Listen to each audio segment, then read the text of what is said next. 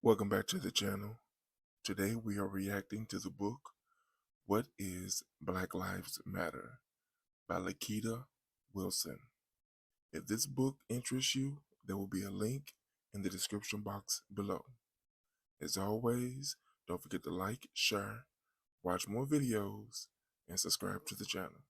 Listening Library presents What is Black Lives Matter by Lakita Wilson. Read for you by Karen Murray. What is Black Lives Matter? On February 26, 2012, 17-year-old Trayvon Martin left his father's girlfriend's home in a gated community in Sanford, Florida, to get a quick snack. He purchased a bag of Skittles and an Arizona iced tea. Throwing his dark gray hoodie over his head to protect himself from the rain, Trayvon walked home. As Trayvon made his way back into his quiet community, a man named George Zimmerman watched him from his car and reached for a cell phone. Over the last several years, George had called the police many times to report people in his neighborhood. However, every suspicious person George reported was a black male. "We've had some break-ins in my neighborhood," George told the police dispatcher. "And there's a real suspicious guy. This guy looks like he's up to no good, or he's on drugs or something." The dispatcher asked George questions as his car door creaked open. "Are you following him?" she asked. "We don't need you to do that." George answered, "Okay." But he left his car and continued following Trayvon on foot. Cornering him, George began to harass the teenager, and a fight began. Moments later, shots rang out, and 17-year-old Trayvon Martin fell to the concrete sidewalk, his bag of Skittles still tucked safely in his pocket, only 70 yards from his destination. Trayvon Martin was a teenager who loved video games and fixing things. He liked trying new things like snowboarding and visiting New York City to see a Broadway play. He had dreams of becoming a pilot someday. Instead, Trayvon was gunned down before he even had the opportunity to attend his high school prom. And the man who killed him was still free to walk around his gated community, patrolling for more suspicious people. Disappointment rippled through the black community. In the United States, there is a history of treating black lives like they don't matter. Many people who commit crimes against black people are not punished for their actions. 57 years before Trayvon Martin's death, 2 white men in Mississippi killed 14-year-old Emmett Till after a white woman accused him of flirting with her. Emmett's killers were found not guilty. 21 years before Trayvon's death in Los Angeles, a Korean convenience store owner shot 15-year-old Latasha Harlins to death after accusing her of stealing a bottle of orange juice. A California jury decided that Latasha's killer was guilty, but a judge only sentenced the shop owner to 5 years of probation. The black community demanded justice for Trayvon so strongly that his death made national news. The police finally arrested George Zimmerman, but he claimed self-defense, and in 2013, he was found not guilty of murdering Trayvon. The evening after the George Zimmerman verdict, community organizer Alicia Garza posted a letter to black people on Facebook. She wrote, "I continue to be surprised about how little Black lives matter." Alicia urged everyone in her community to stop giving up on black life. Then she ended her post by affirming, "I love you. I love us. Our lives matter." Later, Alicia's friend, Patrisse Cullors, changed the last 3 words into the now famous hashtag Black Lives Matter. Chapter 1. 3 Friends Start a Movement. Alicia Garza was born on January 4, 1981, in Los Angeles, California. She lived with her mother, stepfather, and younger brother, Joey. When Trayvon Martin was killed, Alicia, then 31 years old, thought about her younger brother. Trayvon had been racially profiled or targeted because he was black. Joey was tall and had brown skin and curly hair. Someone could racially profile him, just like they had Trayvon. Alicia felt powerless in that moment. But in reality, Alicia had been full of power since she was a child.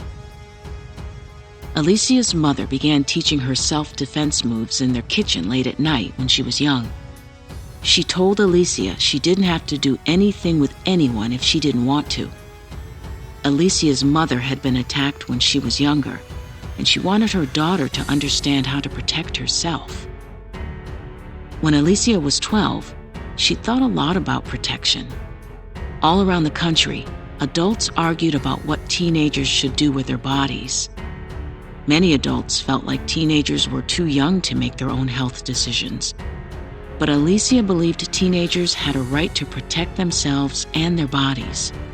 She fought to bring health education and resources to middle and high schools in her district, and she won. This was Alicia's first time organizing, and she found great power in seeing a problem and making a plan for change. In college, Alicia joined the Student Association at University of California, San Diego. There, she fought for higher pay for the university janitors. As an adult, Alicia worked as the Special Projects Director for the National Domestic Workers Alliance. This organization fights to make sure labor workers like nannies, housekeepers, and caregivers are treated fairly on the job. Alicia's efforts supporting people who needed protection would help her later with her activist work. Patrisse Cullors was born in Van Nuys, California. Living with her mom, sister, and 2 brothers in a low-income neighborhood had its challenges. Patrisse was 9 when she saw her 11 and 13-year-old brothers slammed into a wall by police officers. She was 13 when she saw Los Angeles police handcuff and haul away her older brother, Monty.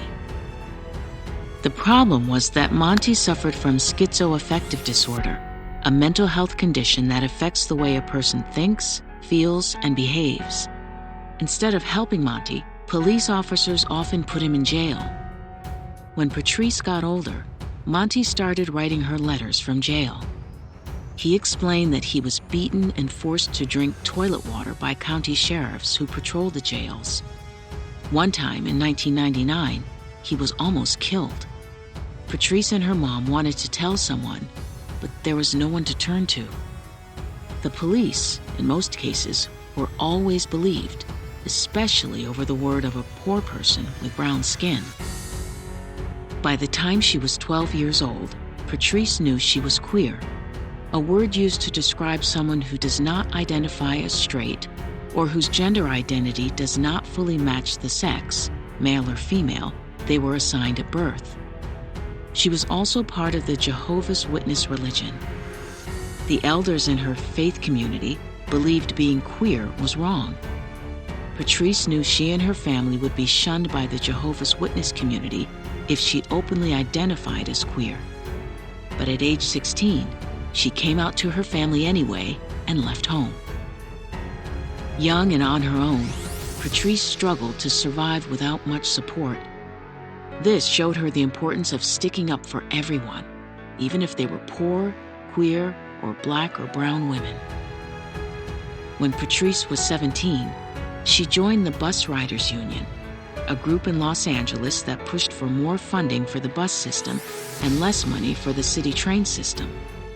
Cutting bus funding meant poor people who lived in the city, those without cars and who didn't live near train stations, had fewer options to travel to places they needed to go, like grocery stores. In Patrisse's eyes, the people who were most often forgotten, like bus riders, were black and poor. In 2012, Patrisse started Dignity and Power Now, a coalition that fights against brutality by sheriff's deputies who work inside the county jails. Patrisse's work supporting people who weren't often respected or treated fairly by those in power, including inmates, would help her as an activist later in life. Opal Tometi was born on August 15, 1984, in Phoenix, Arizona. Opal's parents had been born in Nigeria.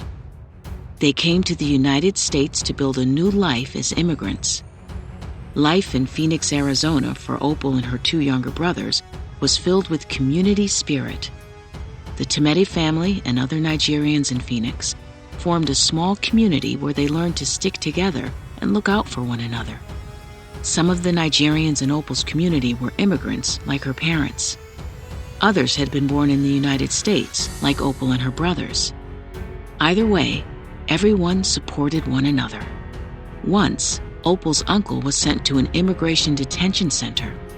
Members of the Nigerian community, whether they were family or not, took turns visiting Opal's uncle on weekends. This was their way of making sure the uncle was safe. It also let him know that he was loved and supported.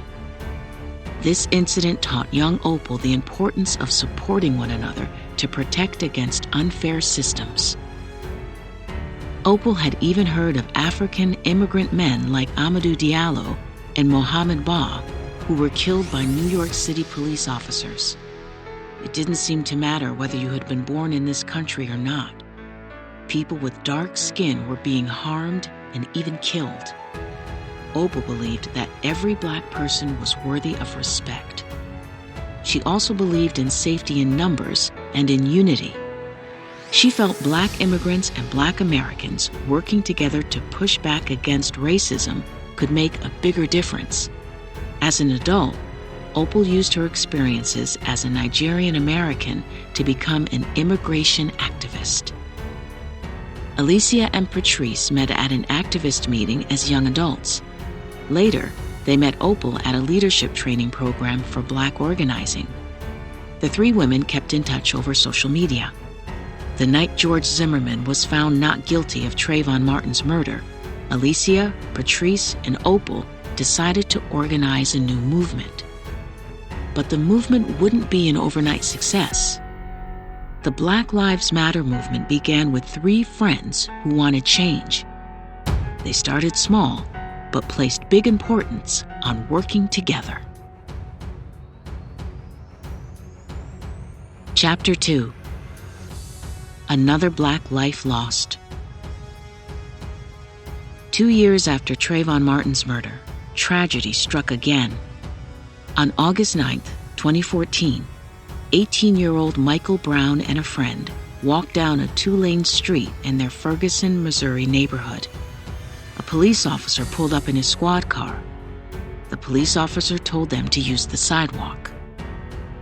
Words were exchanged between Michael and the police officer. Neighbors heard yelling, and then they heard gunshots. Officer Darren Wilson had shot and killed Mike Brown. When people questioned what happened, no one could believe it. Mike wasn't carrying a knife. He didn't have a gun. After the police officer shot Mike Brown, the teen put his hands up to surrender, and the officer shot him again. More than 600 angry neighbors spilled from their nearby apartments. They immediately lashed out at police. "Cover him up!" neighbors yelled. Michael's grandmother rushed to the scene. She asked the police officers what happened, but no one told her anything. The crowd of neighbors grew angry. "My grandson never even got into a fight," Michael's grandmother said. By early Saturday evening, neighbors began leaving candles, rose petals, and stuffed animals in the middle of the street. Michael Brown wasn't supposed to die like this. He had so many more years to live. Sadness filled the air. On August 11, 2014, two men told reporters that they had seen Michael's hands raised high when the officer fired his gun multiple times. 3 weeks later, Patrisse Cullors and others organized the Black Lives Matters Ride. They gathered more than 500 Black protesters from all over the country. Together, the group traveled by bus from many cities, including Chicago, Nashville, and Boston, to support the people of Ferguson. The protesters were journalists, lawyers, pastors, students, and other organizers. They all wanted one thing: justice for Mike Brown. The youngest rider was Nia Alvarez Mapp. She was 17, only 1 year younger than Mike Brown. "Everyone thinks I'm crazy for doing this," Nia said, eating a Rice Krispies treat. "But I don't want to feel fear when my back is turned." After the protesters got off the bus, they gathered at the Ferguson police station. People of all colors were already there. Black, brown, white, and Asian people held signs and shouted, "Hey, hey, ho, ho, racist cops have got to go," and "Who am I? Mike Brown." Raising both hands high in the air, the protesters shouted, "Hands up, don't shoot." They chanted this over and over to remind police officers that they weren't a threat, and Mike Brown hadn't been either. Video footage of this moment appeared on social media.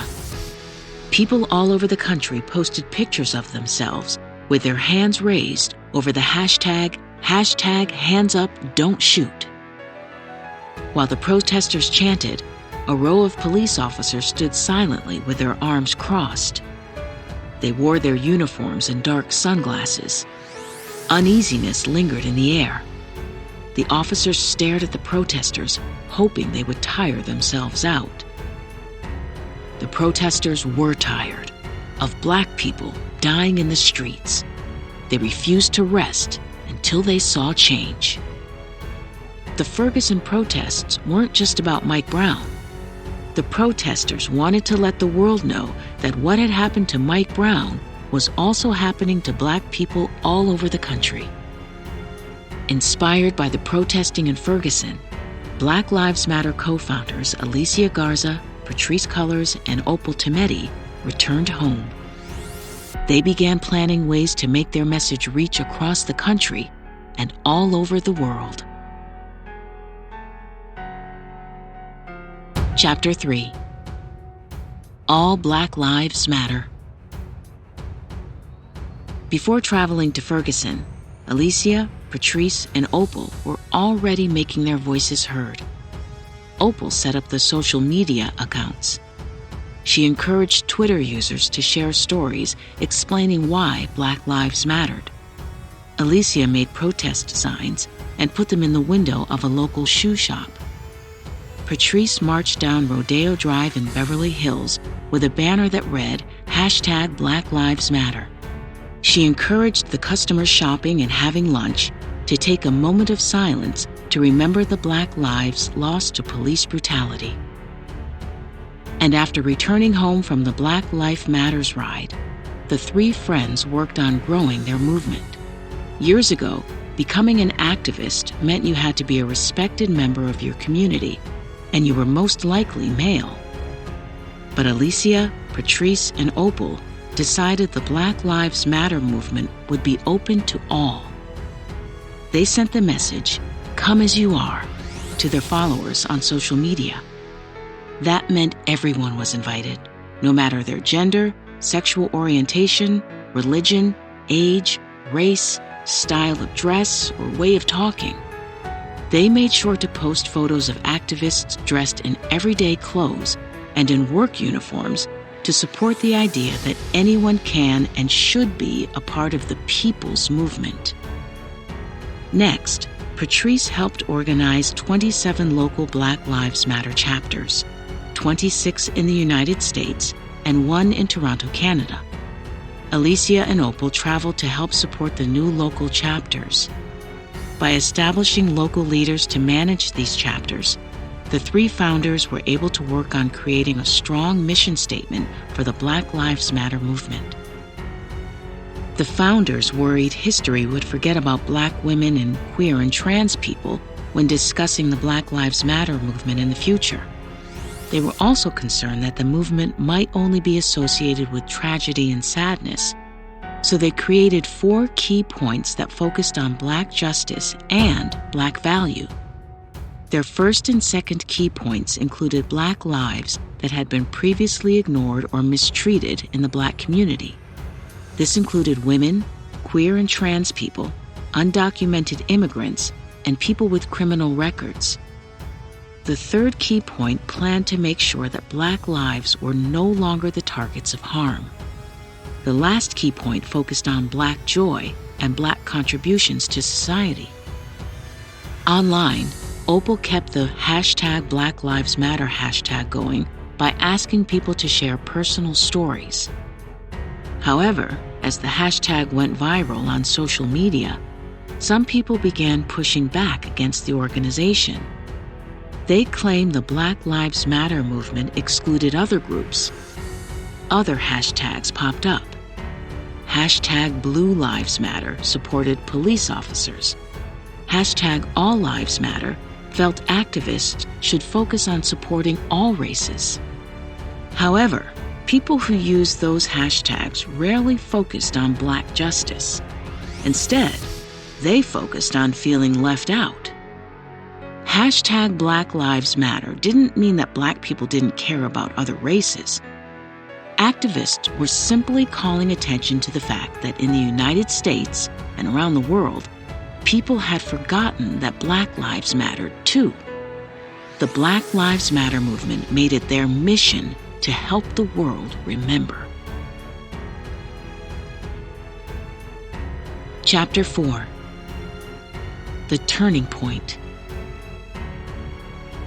On May 25, 2020, 9 minutes and 29 seconds changed the world forever. George Perry Floyd Jr. drove to a grocery store in Minneapolis, Minnesota. He made a purchase with a $20 bill. The store clerk believed the bill was fake and called the police. Shortly after, police officers approached Floyd's vehicle. They asked him to get out of his truck. After putting George in handcuffs, the officers sat George on the sidewalk. They asked him if he was on drugs. George said no. The officers accused George of acting strangely, but witnesses claimed George looked calm, and they had even overheard him saying thank you. As officers walked George to their police car, he fell to the ground. When they picked him up, he complained of not feeling well. He had just recovered from COVID-19, an illness that affects a patient's ability to breathe. George asked to lie on the ground since small spaces like the back seat of cars scared him. While George lay on his stomach with his cheek pressed to the pavement, Officer Derek Chauvin kneeled down and pressed his knee into George's neck. Witnesses began pulling out their cell phones. They had seen these types of incidents on the news before. They knew that recording was important, so no one could make up what actually happened that day. At one point, 3 officers pressed down on George's body. One officer pressed his knee into George's neck. Another officer pressed down on his back, and one more held down his legs. As witnesses continued taping, an officer ordered them to leave. Over and over, George cried, "I can't breathe," while citizens shouted, "You got him down! Let him breathe!" "Please," George pleaded, "the knee in my neck. I can't breathe." "Don't kill me," George begged. By this time, George was bleeding from his nose and mouth. Officers called for an ambulance, but they said it was a non-emergency. This made it take longer for the ambulance to arrive. Meanwhile, George begged for water and told the officers that he was in pain everywhere on his body. When witnesses demanded the officers get George off the ground, one of the officers said George was talking, "He's fine." Officer Derek Chauvin pulled out mace to keep bystanders away as the other officers forced them from coming closer. Witnesses backed up but continued to plead with the officers to stop. One yelled out, "Check his pulse!" When an officer checked Floyd's wrist, he found no pulse. The officers still refused to help George. One officer did ask Officer Chauvin if they should move George onto his side, but Officer Chauvin responded, "No." When the Hennepin County ambulance arrived, George was silent and not moving. Officer Chauvin's knee was still pressed on George's neck. the ambulance took George to the hospital, but he was pronounced dead when he arrived there. The officers handling George's arrest filed their police report. They wrote that George had resisted arrest. They mentioned nothing about Officer Chauvin's knee on George's neck. But hours later, cell phone videos began popping up on social media. Many witnesses shared their videos of what had happened to George so the world would know the truth. More and more people saw the footage, including the Minneapolis Police Department. They asked the FBI to step in and investigate. The FBI made George's case a top priority. They found that the police officers had violated George's human rights. They promised criminal charges would be brought against the police officers responsible. Meanwhile, as people watched what the officers did to George Floyd, they began gathering at the location where he had been killed. People left flowers, cards, and signs to honor George's life. Soon, the memorial spot became a place to protest. Hundreds of people marched to a nearby police station. Protesters carried signs that read, "Justice for George," "I Can't Breathe," and "Black Lives Matter." For 2 months, people everywhere had been staying home to help stop the spread of COVID-19, the coronavirus disease that had swept across several countries and affected people on almost every continent. Violence against Black people was nothing new, but with the world at a standstill, large numbers of people had time to watch the unjust deaths of Breonna Taylor and Ahmaud Arbery, and now George Floyd, as the events unfolded on television news and social media. Breonna had been sleeping in her bed when she was murdered. Ahmaud was jogging in his neighborhood. George was shopping at a grocery store. Inspired by photos and video clips they saw on social media, many people decided to put on their masks, leave their homes during the pandemic, and protest in the streets of their hometowns. More peaceful protests cropped up in over 2,000 cities in the United States, and then in over 60 countries around the world. Some city officials enforced curfews, making the protesters leave the streets once it got dark. State officials called for the National Guard to come in and watch the protesters. But people all over the world, from every race, gender, and age, had enough. They continued protesting. They weren't saying that other races didn't matter. They wanted police officers, teachers, doctors, judges, and even the President of the United States of America to remember that Black lives mattered too. Chapter 5. Black Futures Matter. The protests after George Floyd's murder weren't just about police brutality.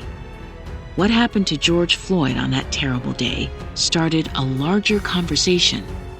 There is a long history of Black people being mistreated in the United States, ever since West Africans were brought here against their will. They were sold and forced into free labor, called slavery, to help build the United States. Black people were never paid for their hard work. But the work they did helped many white people prosper. Shortly after slavery ended, many ideas were put into action that kept Black people from improving their lives. These ideas created what is known as systemic or institutional racism. Government agencies in the United States used a red marker to outline sections of cities where mostly Black people lived, and then specifically denied services to residents in those areas, which often meant cheaper housing, worse roads, and fewer shops. This is called redlining. Redlined segregation limited educational opportunities, which forced Black people into lower-paying jobs. White people were more likely to be elected to political positions, which allowed them to create and change laws that benefited them. This, in turn, created many other kinds of institutional racism. For example, Black people are more often racially profiled by police officers than other citizens. Black people have also been given harsher prison sentences for the same crimes that white people commit. This means that prisons are filled with more Black people than any other race. The Black Lives Matter movement has come up with many ways to push back against systemic racism. The main way is by investing in Black futures. Every February, during Black History Month, Black Futures Month challenges the community to imagine a world in which Black people are free to simply experience joy. What does that look like? Black Lives Matter Arts Plus Culture provides opportunities for the world to experience Black joy through art, performances, and music. For Alicia, Patrisse, Opal, and every person involved in the Black Lives Matter movement, changing the way Black people see the world and themselves is one big way to free themselves from white supremacy and oppression. On April 20th, 2021, a jury found Derek Chauvin guilty of murdering George Floyd. Although justice had finally been served for George Floyd, there is still more work to do. The Black Lives Matter movement will continue to work on changing the way Black people are treated by the police and the world. Timeline of the Black Lives Matter movement. 2012. George Zimmerman shoots Trayvon Martin in Sanford, Florida. 2013.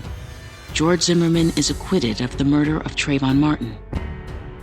Alicia Garza and Patrisse Cullors create the hashtag Black Lives Matter hashtag in a Facebook post that urged people to stop giving up on Black life. 2014. The murder of Michael Brown sparks massive protests in Ferguson, Missouri, and across the country. Black Lives Matter riders take buses to Ferguson, Missouri in support of protesters. 2015. Essence magazine dedicates their cover to Black Lives Matter. 2016. NFL players kneel during the national anthem to support hashtag Black Lives Matter. 2020. During the global COVID-19 pandemic, George Floyd dies when a police officer kneels on his neck for 9 minutes and 29 seconds. A worldwide protest goes on for weeks as people leave their homes in the middle of a pandemic to protest the unjust death of George Floyd. 2021.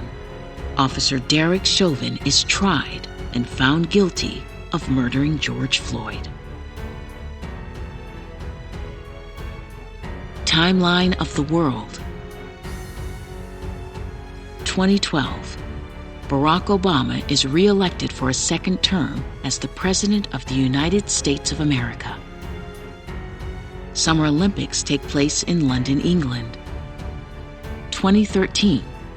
The word selfie is added to the dictionary. Former South African president and leader of the anti-apartheid movement, Nelson Mandela, dies. 2014. The robot lander module, Philae, completes the first ever comet landing. 2015. The world comes together to strike a deal on climate change. 2018. Ángela Maria Ponce Camacho is the first transgender woman to win the title of Miss Spain and is also the first to compete for the Miss Universe title. 2020. The novel coronavirus disease, COVID-19, spreads all over the world, sickening and killing millions of people. 2021. Kamala Harris is sworn in as the first female vice president of the United States of America. This is Karen Murray. We hope you have enjoyed this unabridged production. You have to admit, Lakita Wilson wrote some inspiring words, very informative. What are your thoughts about this book? I mean, I truly want you to know, or what I truly want to know, What thoughts did this book make you think of? What does the hashtag Black Lives Matter mean to you? Have you ever thought of starting a movement? What would it be about? Let me know in the comments. As always, don't forget to like, share, watch more videos, and subscribe to the channel.